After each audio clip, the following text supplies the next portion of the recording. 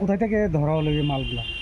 আমরা যথারীতি সবসময় আমরা জয়েন্ট পেট্রোলিং করি পুলিশের সাথে, এবং আমরা ফরেস্টে পেট্রোলিংয়ের সাথে আমরা জয়েন্ট পেট্রোলিং করি।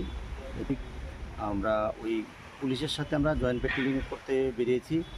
তো আমরা যখন পেট্রোলিং বেরিয়েছি, আমরা পুলিশ একদিক দিয়ে বেরিয়েছি, আমরা একদিক দিয়ে বের হয়েছি। তখন ওই চোরাকারবারিরা ধাওয়া হয়ে ওই সামনে গিয়ে পুলিশের সামনে গিয়ে পড়েছে।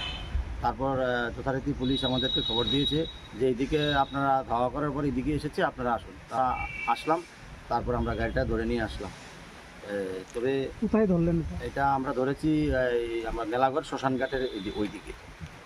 তো আমরা এই সবসময় আমরা এই যে অভিযান আমরা চালিয়ে যাচ্ছি, দিনে রাত্রে সবসময় আমরা অভিযান চালিয়ে যাচ্ছি।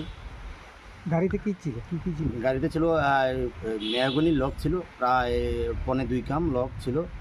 তার বাজার মূল্য প্রায়, মেহগনি লকের মূল্য হবে প্রায় 50 থেকে 60,000 টাকা।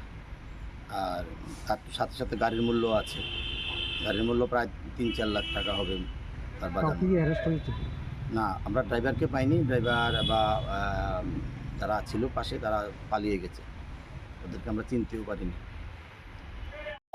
ভেতরে বড় সড়ো সাফল্য বড়া, বিশাল কত বড়া একটা ঠেঙ্গা তোলা তারা নিউজ করে